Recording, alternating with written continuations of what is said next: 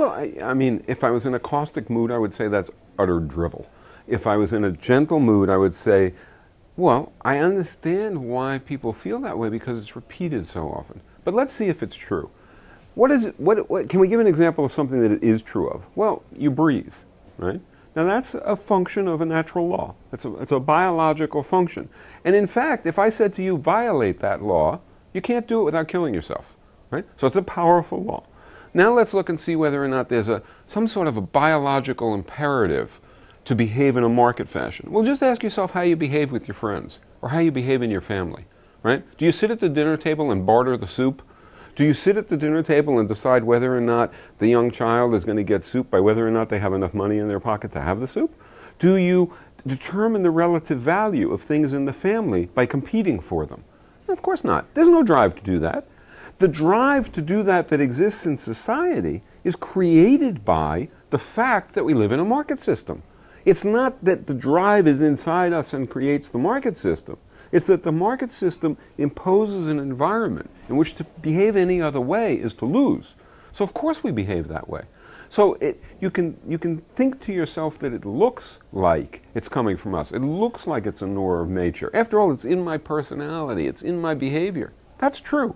But the reason it's in our personalities, the reason it's in our behaviors, isn't because it was born there. It's because we live in a context. And historically, it's also true that, you know, the emergence of capitalist markets was a gigantic struggle, a gigantic imposition against the natural inclination of people to behave in a much more collective and social fashion. It had to be coercively imposed upon people. So it's not the case. But it is the case, once you have markets, that they have incredibly profound impact on our desires, on our personalities, on everything about us. That's the whole point. That's why I want to get rid of them, right? It's because the question arises and displays something that's very true. For example, of a stark example, in the 1950s in the United States, it was called the golden age of capitalism.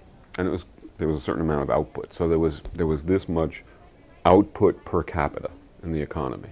And then 40 years later, there was double that. Almost exactly, just coincidentally, double the amount of output per capita. So if you think about it, you realize that if in 1995 people work half as long as they work in 1950, right, after 1955, then the output per person will be the same as it was in the golden age of capitalism. So you sort of ask yourself, well, why aren't we working 1 month on and 1 month off? Or why aren't we working a 3.5-hour week? After all, that technological innovation has created the condition in which we can do that, and we'd be as well off as in the golden age of capitalism. So why don't we do it? And the answer is because markets don't let us. It's not that everybody got together and decided we'd rather work twice as long as we could. And in fact, people work longer than they worked in 1955. People didn't decide, I want to do that. I mean, even the rich lawyers didn't decide, I want to do that. Rather, market competition compels it, coerces it. Because if you don't do it, you get out-competed. So there's this drive to accumulate, this drive to work ourselves to death, in essence.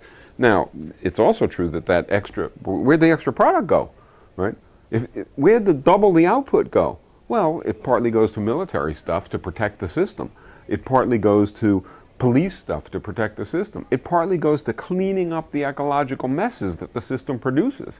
And it partly goes to the rich. And so the normal person is marginally better off. And in fact, from 1970 to the present, the normal person doesn't get better off at all. All the advantages go to the powerful and the rich. It's a horrendous system. And everybody knows it.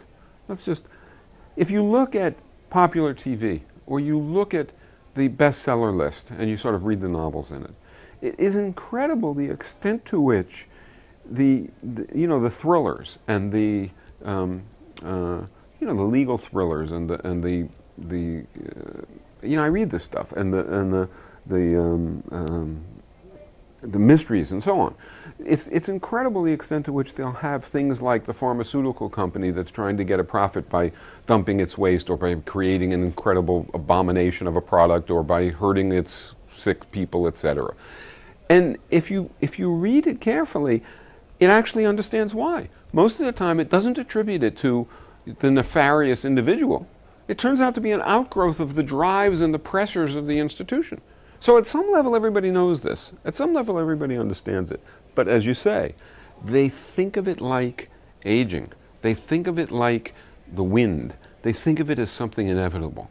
And so they feel like, yeah, I know it, but I don't want to wallow in it. I don't want to compete in it. In fact, I'd rather hide from it because it's so miserable.